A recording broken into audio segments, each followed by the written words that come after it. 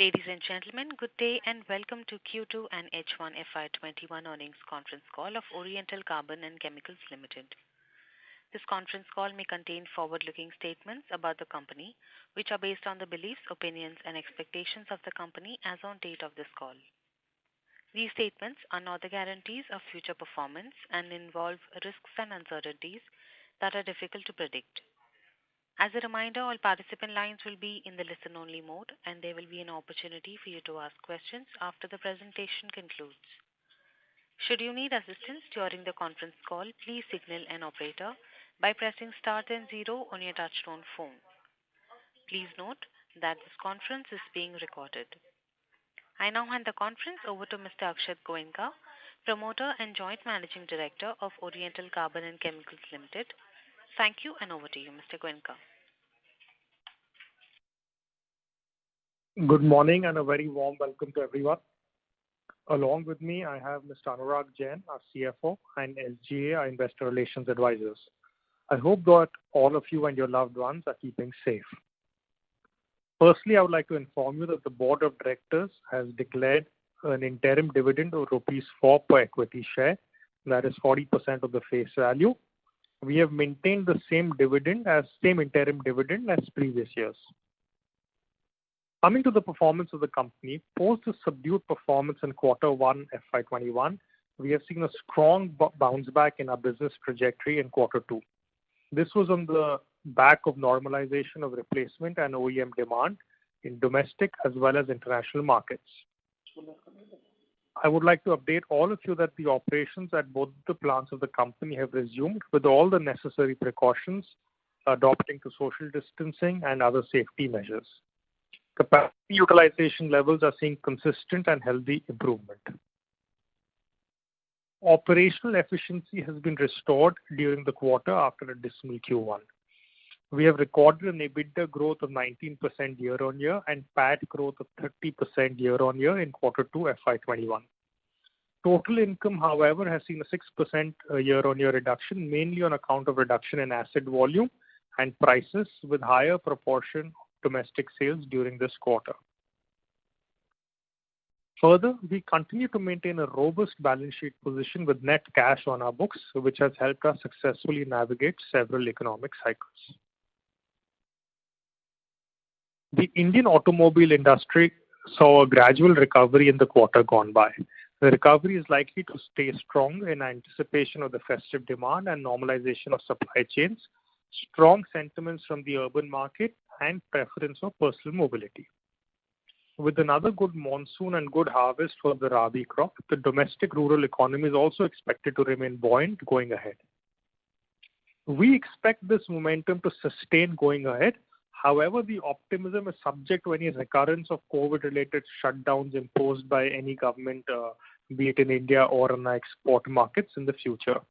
We also need to keep a close watch on demand once the festive season is over to see its sustainability.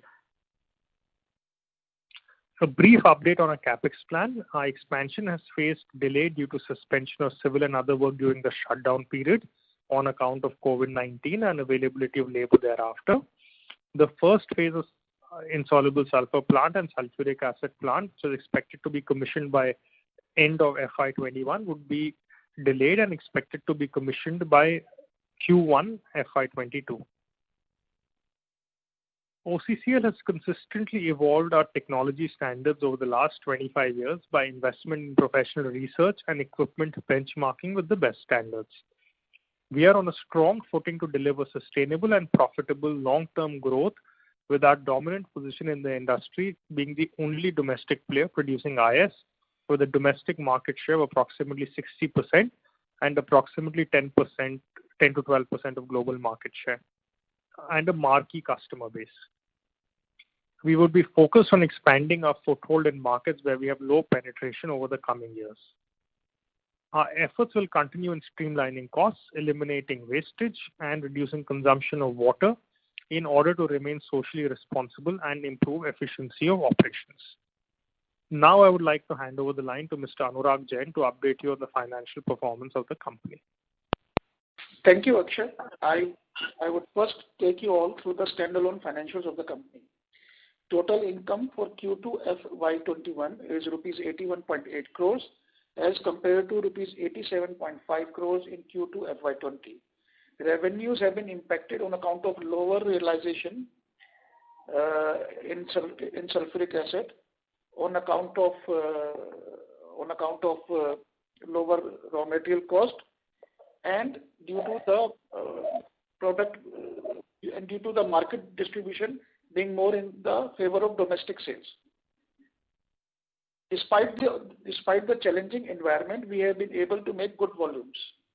Total income for H1 FY21 is rupees 128.8 crores compared to rupees 182.8 crores in H1 FY20.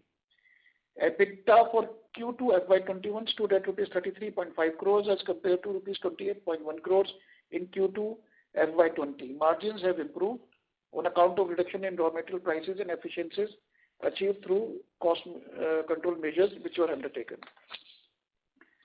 For H1 FY21, EBITDA stood at rupees 42.5 crores as compared to rupees 54.7 crores in H1 FY20. Margins for the half year stood at 33%, an improvement of 310 BPS.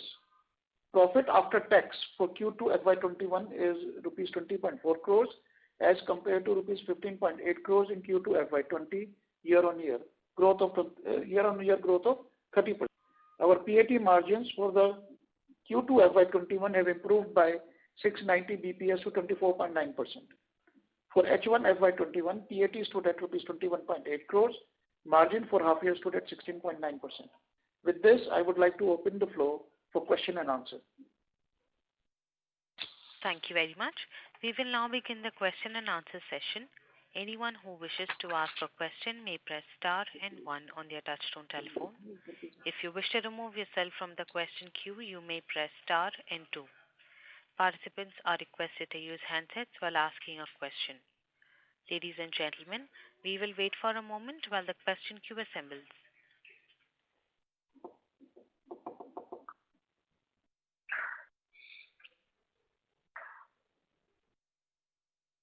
The first question is from the line of Aditya Khetan from East India Securities. Please go ahead. Hello, sir. So my first question is on the revenue front. Sir, I would like to know, you said that the revenue decline is mainly due to the decline in the acid volume. So on the insoluble sulfur, so can you share what is the volume decline or what would be the number of growth and degrowth in this quarter as compared to YY basis? So revenue has been impacted by a little bit of a volume decline in sulfuric acid, as well as lower sales price without impacting the margins because of lower price of sulfur. And also because the product sales mix of sulfur was more skewed to the domestic sales in the current quarter vis-a-vis the previous quarter. So these are the major reasons for our revenue coming down. However, we do not comment on the volumes. But I would like to tell you that the insoluble sulfur volumes have been in the same range as they were in the previous quarter, previous quarter. Okay. Sir, and second question is that gross margins have expanded quite sharply. Any particular reason like inventory gain or decline in raw material cost? So there are two reasons. One, of course, is that there was a decline in raw material cost for Q1, and we were carrying inventories. After that, now sulfur is again creeping up sulfur. But during the quarter, we benefited from lower sulfur costs, number one. And number two, we also benefited from lower fixed costs.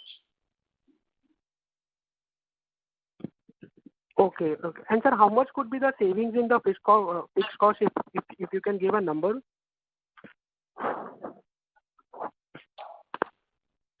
One moment, please. So just give me one moment, please. You can highlight that the savings in fixed cost is a recurring number, so we can expect this to flow in the next quarter also, or this is just a one-off for this quarter? No, so we have done a saving of about 2 crores in fixed cost vis-a-vis last year. And some of it, of course, is one-off, but most of it will be something which we will expect to carry on. Okay. And the post-lifting of the lockdown, how is the North American market demand shaping up now? North American market demand has come back. So as has European demand, we are currently seeing a lot of traction in our export markets. In fact, Asia was a bit of a laggard, but even there, the traction has come back. But looking at the subsequent shutdowns, we are always on the watch if it will have any impact. But currently, we have seen the traction coming back in all the export markets, majorly in Europe and also in America. Okay, sir. Okay. Thank you, sir. That's all from my side. I'll join back in the queue if there's any question. Thank you. The next question is from the line of Swarna Mukherjee from Edelweiss. Please go ahead. Yeah, good morning, sir. Thank you for the opportunity. Couple of questions from my side, sir. Firstly, on the profitability side, if I see the profitability of your chemicals segment has improved quite a bit this quarter, even when comparing the margin levels for the last maybe 4, 5, 6 quarters. So you just mentioned that there is some fixed cost savings that has been there. Apart from that, is there any other factor in terms of, say, maybe higher realization or anything else that you may point out? Because overall, what I see is your cost structure, apart from raw material costs, have broadly remained similar also for some point of time. So if you can throw on some light on that. So of course, as I said earlier, that there has been a saving on the raw material front for the quarter, mostly from sulfur. And obviously, there has been some fixed cost saving. There has been interest saving as well because of lesser interest rate and repayment of term loans. So these are the 3 major areas where we have got savings. Okay. And so in terms of realizations of insoluble sulfur, that is, how has the trend been, say, as compared to maybe Q4 or Q3? I think Q1 would not be a very pertinent comparison, right, sir? International prices in rupee terms have remained more or less the same. Okay. All right. And utilization levels, sir, where are we? Would we be able to grow our volumes if there is more demand coming forward before the capex is commissioned? Yes, we will be able to do that. Okay. And any color you can throw on, sir, volume growth outlook, what you see maybe over the next 1 year? I cannot comment for the next 1 year, but we are looking at volume growth currently as it appears. We are looking at a volume growth for the next quarter also. Okay. And that is primarily going to come from the domestic market? Both domestic as well as international. All right, sir. Thank you so much. That's all from my side. Thank you. A reminder to the participants, anyone who wishes to ask a question may press star and 1 now. The next question is from the line of Anubhav Rawat from Monarch Networth. Please go ahead. Hello. Yeah, hi, good morning, sir. I hope everything is safe on your end. Just a couple of questions from my side. So, sir, in third quarter FY20, you had actually quantified the sale drop. So, will you be able to give us a number as to by how much has a sales drop due to sulfuric acid and how much by insoluble sulfur? I didn't get your question. Can you repeat, please? So, can you quantify the sales drop this quarter? So, like in third quarter FY20, you had quantified it, like around 1 crore. Yes, that is what we are saying, that as far as volumes are concerned, our insoluble sulfur sales have been in the same range as the same quarter last year. Okay. And what about sulfuric acid, sir? Sulfuric acid has been lower because we had to take a shutdown of about 20 days on account of some work which had to be done because of the expansion which is happening there. Okay. So this around 6% of sales drop is mainly because of sulfuric acid. Is it safe to assume? So, yes, a significant part of it is because of sulfuric acid, and the other part is because of the redistribution of sale. This year, this quarter, the domestic sale as a percentage of total sale has been more than the same quarter previous year. So that has also brought down because the delivered price in domestic market is a little bit lower than the international market, because in international market our delivery costs are much higher, and in Indian market they are less. Okay, understood. And sir, secondly, are we facing any pricing pressure in insoluble sulfur from any of our customers? Have the realizations gone down, or is it same? Hello? No, so yeah, Hello? So what is happening? Hello? Yes, sir. Yes. So what is happening is, of course, there are people who are asking, customers are asking generally for some price revision, as is the case in all areas. And in some, with some customers, we have a price contract which has a component of, as a variable component, the exchange as well. So there, of course, it will automatically adjust for exchange. And overall, they are asking for some price decrease, where we are looking at our margins and reacting accordingly. Understood, sir. And sir, for this phase 1 expansion, could you give me a number on capex? How much have we done and how much is remaining now? 30th September, we have done approximately 75 crores, and there is another 75 crores that has to be done for phase 1. Perfect, sir. And just one last question, then I'll come back in the queue. So in this quarter, did we see any addition or deletion in our customers? Nothing specific to that would be material. So would you say it's status quo in this? Yes. I would say quarter 2 was more status quo. Okay, perfect. Okay, thank you, sir. I'll come back in the queue. Thank you. Thank you. The next question is from the line of Shubham Agarwal from Equitas Investment. Please go ahead. Yeah, good afternoon, gentlemen.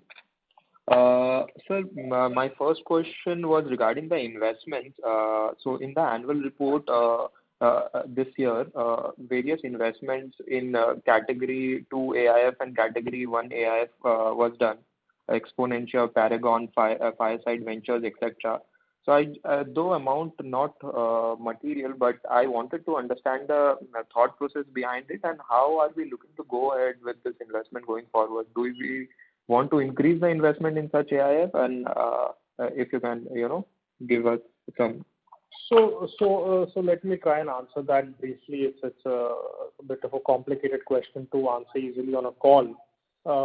Yes, the amounts were in the annual report roughly 10 crores odd, if I remember correctly, and the committed amounts are higher. So these amounts are basically slowly paid out over the course of 3-4 years. Now the logic behind that is that we have an investment committee that is made, which comprises some external members as well as some internal members of the company, and we take judicious calls wherever we think that the risk-weighted return is, well in the company's favor. And we even in this financial year, some small calls here and there have been taken where we strongly believe that it is the company and the shareholders. So, sir, what would be the total amount committed, and what is the total amount of investment that we are looking at in so the total amount committed, I think, is mentioned in the annual report. I don't have the figure offhand with me, but I think it would be close. As of today, it would be close to 40 crores. I think in the annual report, it was around 30 crores. And then we would have maybe done a further 10, because you see, this time these last 6-7 months have provided unprecedented opportunity to swoop in and take advantage of certain special situations that may have arose. So we are being very, very, very judicious about it. And in terms of overall, also if you see, our net worth is roughly 500 crores, and our commitment so far has been just around 40, in that also, which is payable over 3 to 4 years. So as of now, it's quite I would say immaterial in terms of the overall balance sheet of the company, and let us see how things pan out. So are this investment against identified companies or just in the fund, and that will be invested accordingly going forward? So I would say that the bigger ones are in funds as opposed to identified companies, and then there would be certain very small investments in the range of 50 lakhs, 20 lakhs, 1 crore roughly, which would make a portfolio of direct investments in specific companies. Understood. Sir, my second question was regarding exports. So you said in first quarter it was more favored towards domestic market. So what was the proportion of export exactly, if you can give me the number? So let me clarify that. You see, the way sales are booked is to do with the Incoterms that they're sold at. So typically there is a lag between dispatch and booking of sales in the export market, because a lot of times the sale is actually booked when the goods reach there. Whereas in the domestic market, the sales can be booked much quicker. Okay. So I think that is what we were referring to when we spoke about so in that case, in terms of dispatch, there is no change, no major change to report. So in that case, Q3 number will be much higher. No, in that case, I think the Q3 proportion should be okay. So you see, because normally what happens is that Q1 the dispatches were less, so naturally the Q2 sales became less in exports. Otherwise, it just carries on in a cycle. Because Q1 dispatch was low, so that skewed the Q2 number a bit. But I think it should normalize, mix and the ratio, and also normalize Q3 onwards. Got it. Fair enough. And my third question was regarding capex. So you have informed that now the capex will be commissioned in phase one capex by Q1 of FY22. So are we seeing any cost overrun, and what is the total amount committed for phase one? You have mentioned 150 crores out of 216. That's right? That's correct. That was our original estimate, to do around 150 crores in phase one. And as of now, we don't emphasize any kind of cost overrun.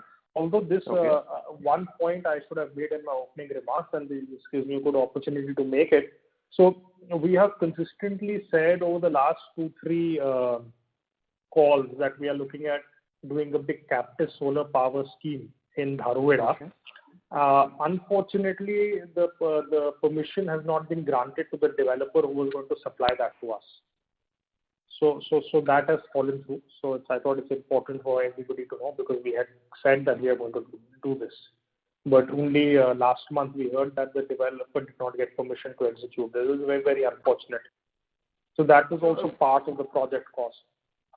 Okay. So what was the megawatt of that and total project cost for that specific solar? It was around 2.5 crores.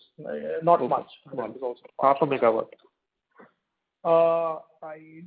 The megawatt was 5 megawatts. It was a 5 megawatt project where we would have participated in equity. So therefore got it. Sir, and typically in a capex, whenever we plan a capex, what is the kind of asset turn that we look at and the return ratios? So asset turn you cannot look at in just phase one. You have to look at asset turn on the whole 216 crores, because majority of the work is being done in phase one, whereas the tonnage that would come on stream is similar in both. In terms of returns, we have not worked out fresh returns in the last 6 months or the last 9 months, but we had announced at the time of the project announcement that we were looking at roughly 20% return on capital on this project as a whole, including the different phases in which it would come in and the sales ramp up. Got it, sir.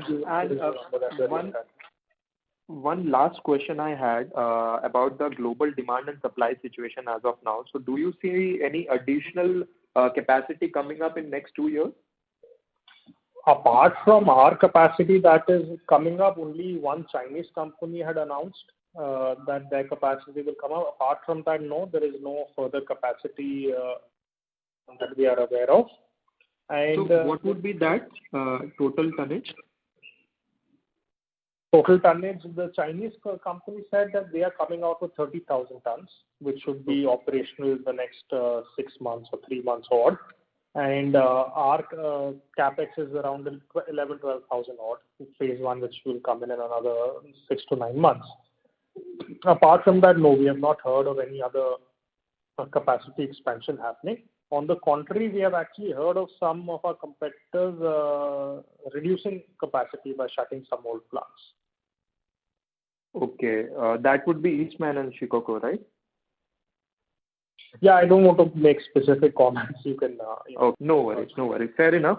I think that's it from my side, sir. Thank you so much. Yeah, thanks. Thank you. The next question is from the line of Shashank Kanodia from ICICI Securities. Please go ahead. Yeah, good afternoon, sir. A couple of questions from my end. Sir, this Chinese capacity will be at the same rate or will supply insoluble sulfur or is going to be a tad lower rate?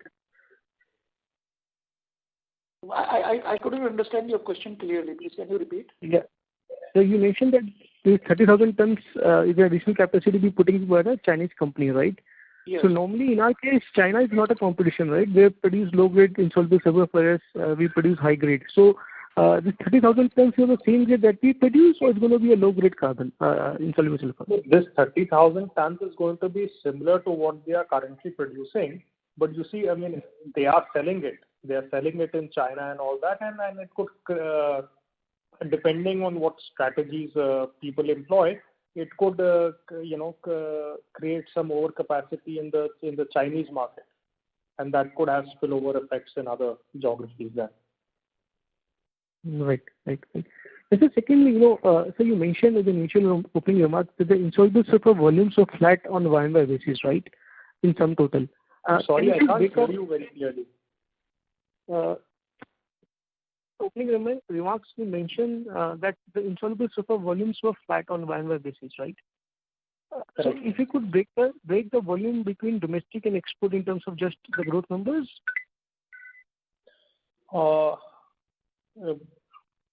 Roughly, so domestic in the quarter was in the range of 40 to 50%, and the rest were export.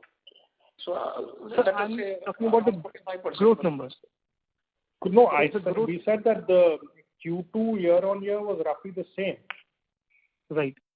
As a whole, as a sales tonnage, it was roughly the same.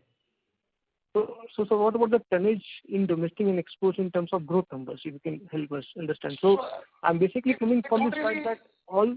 On volumes, we don't really comment so much. We have only we try to give you a flavor of how the realization was moving and what was the cause of it.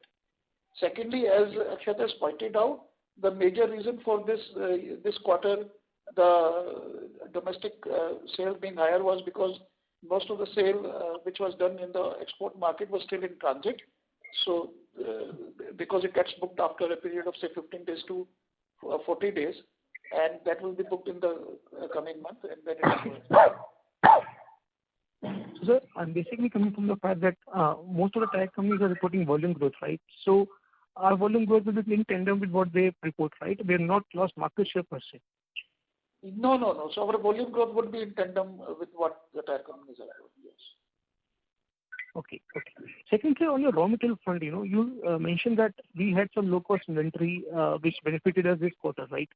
Yes. So last quarter, RM to sales was roughly 30%. This quarter, it's 17%.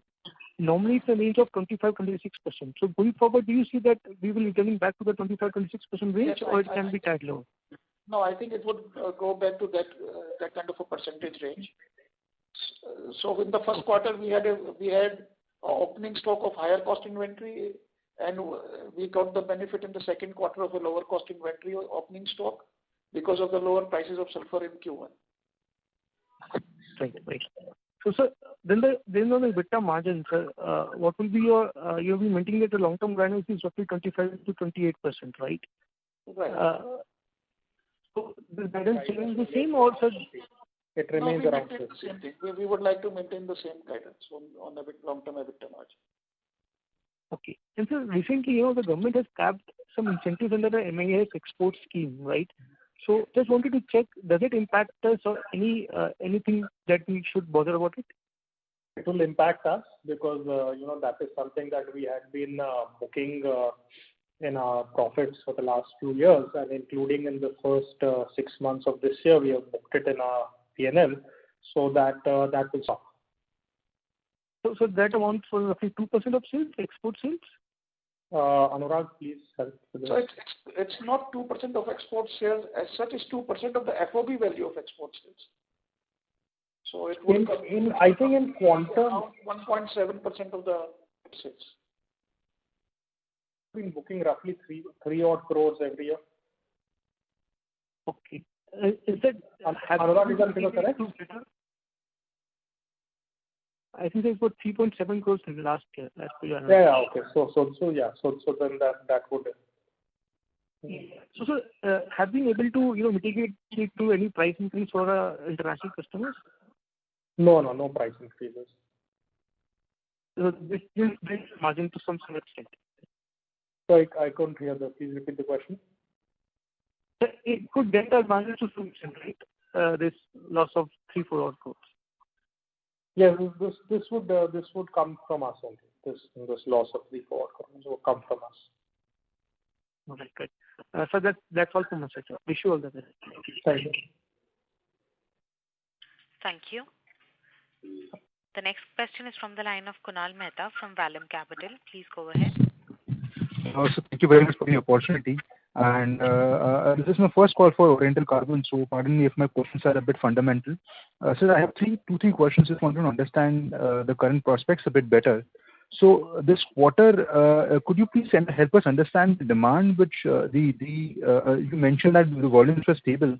So could you help us understand that the split between what sort of business we are getting from replacement market and what is the sales to new OEMs, and is it any different from the trend which we have seen in the previous quarter, especially the previous quarter last year?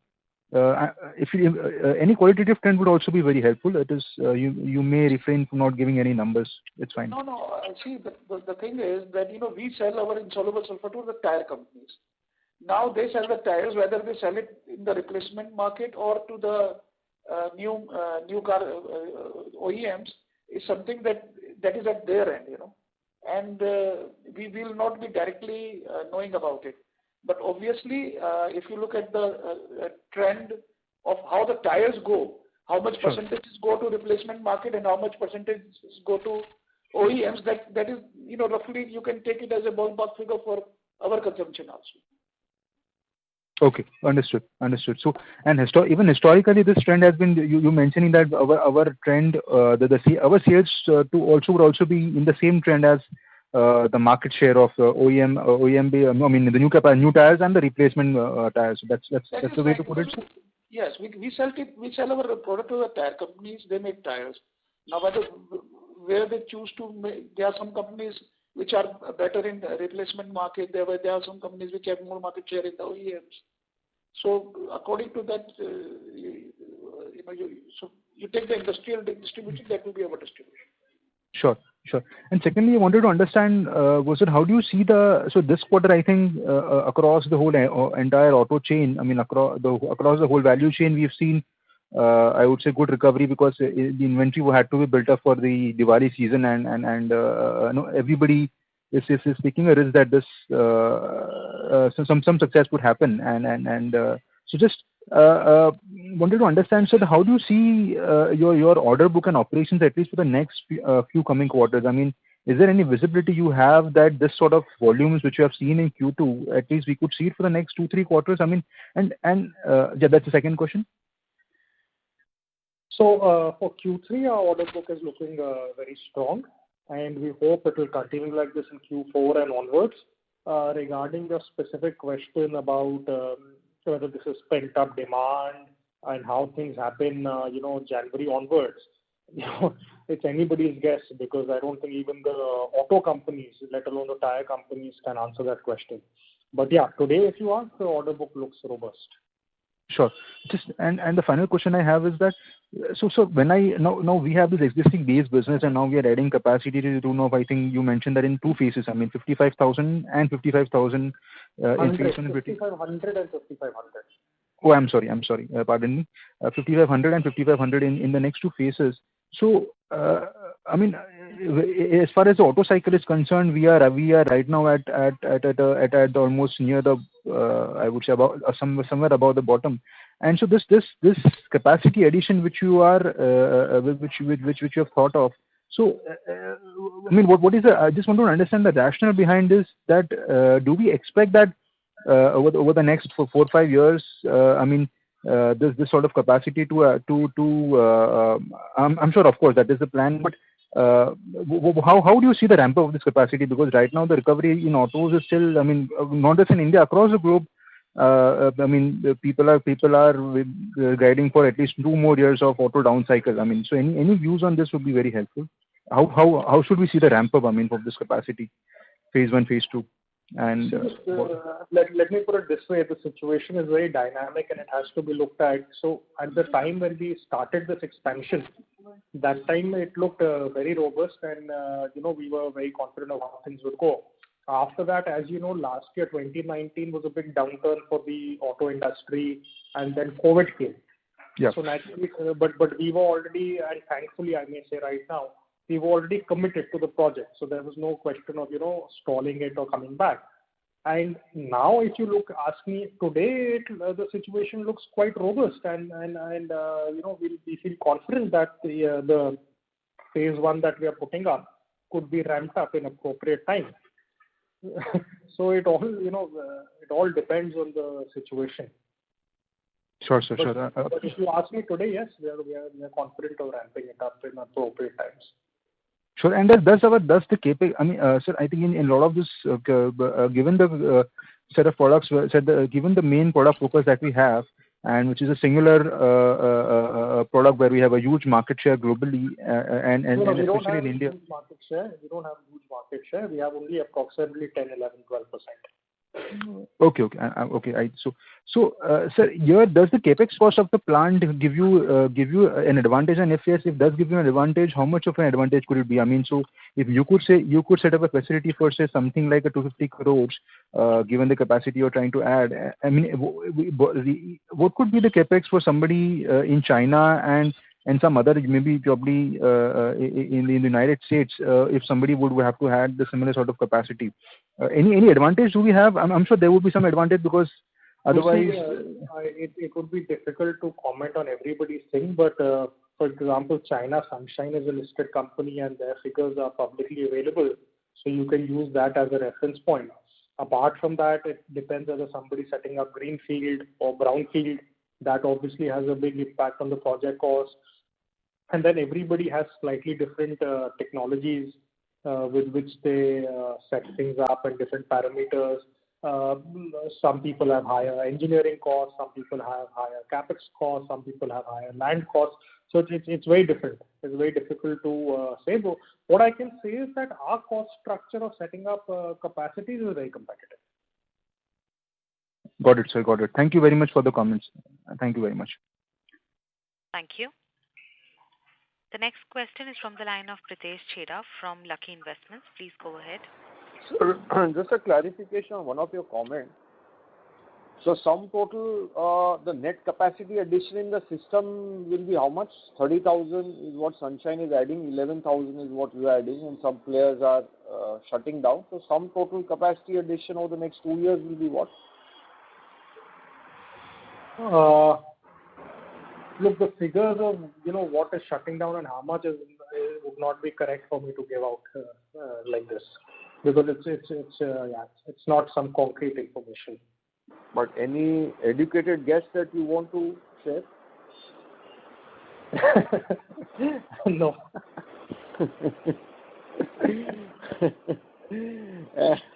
And Okay, so let's say this 41,000 ton capacity which is getting added, what is it as a percentage of the current or let's say last year's demand?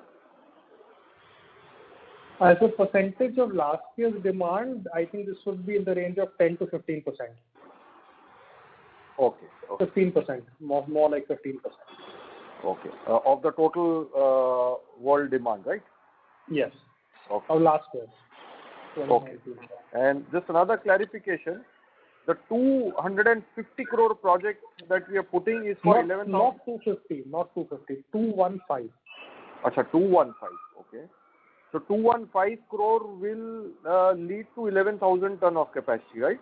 And also it will also lead to 150 tons per day of sulfuric acid capacity. Okay. And the same site has the scope for brownfield, or this is... No, after this is our last brownfield. After this, all brownfield opportunities for us are over.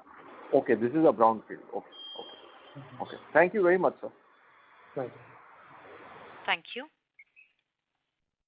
The next question is from the line of Pankaj Popade from Axis Securities. Please go ahead. Thanks a lot for taking my question. So just wanted to know what are the timelines for this additional capacities which we are building going on stream? So the first phase should go on stream in Q1 21-22, and the second phase would start immediately after that. So that should be towards the end of Q2 if everything goes as we are hoping that it will go now. So I missed it. Q1 22, right? Sorry? Q1 22 or 21? No. The Q1 21-22, I said. Q1 22, right? April to June of FY 2021. Right. That would be first phase of 5,500. Yes. And thereafter? Thereafter, if everything is if everything is as it is now, then we would be starting for the next phase, and it should be operational by the end of the year 22. That is Q4 22. Yes. Roughly. Q3 22, sorry.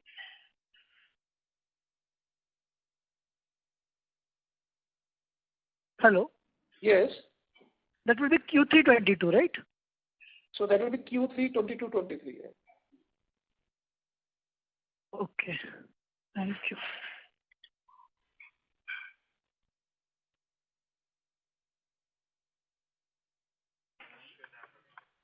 Thank you.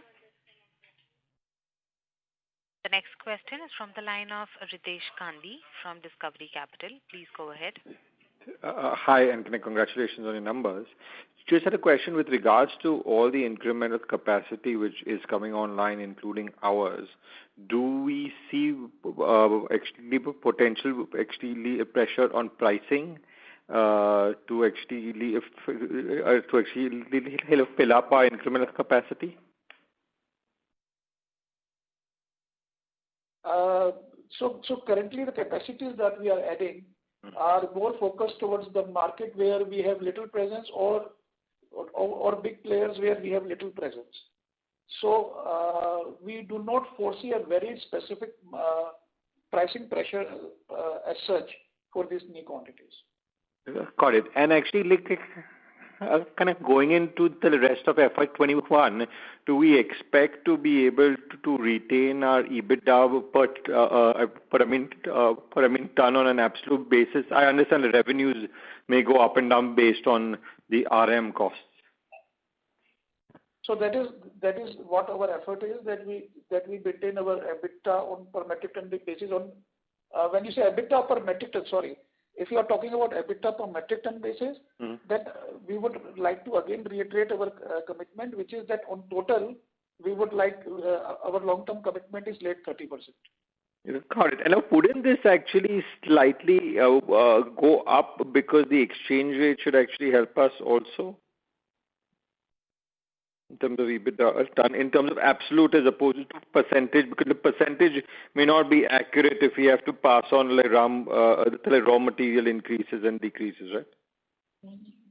So raw material increases and decreases are automatically passed on in some cases where we have long-term contracts, formula-based contracts. In other contracts, the pricing is more or less stable until there is a very substantial change in raw material costs, and then they are passed on the date of revision, which are either on 6 monthly or quarterly basis. Got it. And the approval process for our new plant, is it going to be a fresh approval process, or we would already have client approvals for? I think we would already have existing approvals because it's part of the same site. I don't think we would need fresh approvals. Got it. And the only last recommendation is, look, I mean, I appreciate and I'm sure you guys are excellent investors as well. But our only suggestion is that as opposed to being opportunistic with AIF investments, etc., I think it would just be helpful if you focus on the business, and any incremental free cash flow is returned either through dividends or then just a buyback in your own stock as opposed to actually punting around is my own suggestion. But I mean, I'll leave that to you guys. No, fair enough. I think your point is well taken and appreciated. Okay. All right. Thanks and all the best. Thank you. The next question is from the line of Ronak Gupta from Clarion Enterprises. Please go ahead. Hi. Can you throw some light on your borrowings and your debt for the next 1 to 2 years? Are you looking to borrow more? What is it going to be for the next 12 to 24 months? So we are obviously, we have a line of credit approved for the project, and we are going to utilize that line of credit. But at the same time, there would be some repayments. For the first half year, there were less repayments because of the moratorium that we had. So the total long-term borrowing, which was at 109 crores last year, that is on 31st March 2020, we expect it to go up to 140 odd crores by the end of this year. And the year after that? And the year after that, it should not go up much because there will be repayments, and of course that would set off any new loan that we take. And what about your short-term borrowings? Short-term borrowings are basically working capital that we use in terms of pre-shipment credit and FBP. So we are not utilizing any CC limit per se as of now, and we would continue, our short-term would continue in that line only. So that would basically increase as your capacity and your utilization increases. So that is right. So that would increase in line with our sales. But normally we are only financing our export sales because that comes at a cheaper price in terms of foreign currency loans. So we are using the foreign bill purchase mechanism and PC mechanism for that. Okay. One more thing, as an investor and a shareholder in your company, it really concerns me when you say you are investing directly into equities, into direct companies. So it's, I mean, you've done that. You've been doing that in the last few years also. But in your balance sheet, it always shows up as a part of a fund, as you are investing in a fund. So, but that is still okay. But investing in equities really makes, as a shareholder, makes me uncomfortable. So just want to put that clarify. I'd like to clarify two things here. Firstly, we have never invested in equities before or currently or have any plans to do so in future. This is, I'm referring to public equities. And in the past also, we have never invested in equities, and that is the reason it has never shown up. Maybe I wasn't clear earlier. When I mentioned direct equity, I did not mean it to be in a public market. Basically, it is kind of a fund itself, but sometimes in the structuring, it shows up as direct, and these are very small amounts. But please be rest assured, we have no intention of investing in public markets from the company, either in the past or in the future or currently. Okay, got it. Thank you. Thank you. The next question is from the line of Dhruv Muchal from HDFC Asset Management. Please go ahead.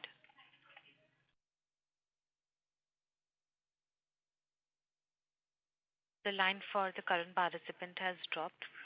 We move to the next question, which is from the line of Apurva Mehta from AM Investments. Also, we would request the participants to please limit their questions to one per participant. Mr. Mehta, your line is in talk mode. You can go ahead, please. Yes, sir. Congrats on a good set of numbers. Just wanted to ask that are we still looking for solar power contracts? Because nowadays it's much cheaper than, where people are looking for solar as an alternative power. No, we have already got rooftop solar, and we are looking to see how we can do that more. Unfortunately, the Haryana government withdrew the captive power scheme. So it's more a regulatory issue as opposed to us. So because we had everything signed and at a very good rate. So it really depends on the regulatory environment from state to state. Okay. But yes, we will certainly be on the lookout. And on the margin front, we should do well because of the currency gain which is there, because currently the majority of our exports are on the European side, where the euro has smartly moved up almost 8 to 10%. So that is the right way to assume that our margins will be elevated levels for next 2 quarters at least.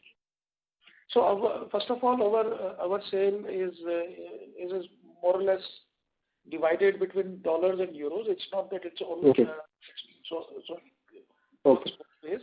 And it's a very it's not very prudent to talk about margins based on currencies, because as I've already said that there are other things in play. Obviously, raw material cost also goes up if the rupee depreciates, though that is a smaller part of the total kitty. But I would not like to discuss margins based on this thing, based on forex rates, because of as I pointed out, there are some contracts, long-term contracts, which have formulas, so it's a mixed bag. Okay. Are we hedging? Any currency hedgings are there? We do hedging? Yes, we have a currency hedging policy where we hedge 75% of our net exposure. Okay. So we have that, and we are following that policy. Okay. Thanks a lot. Thanks a lot. Wish you well. Thank you. Due to time constraints, that was the last question. I would now like to hand the conference over to the management for closing comments.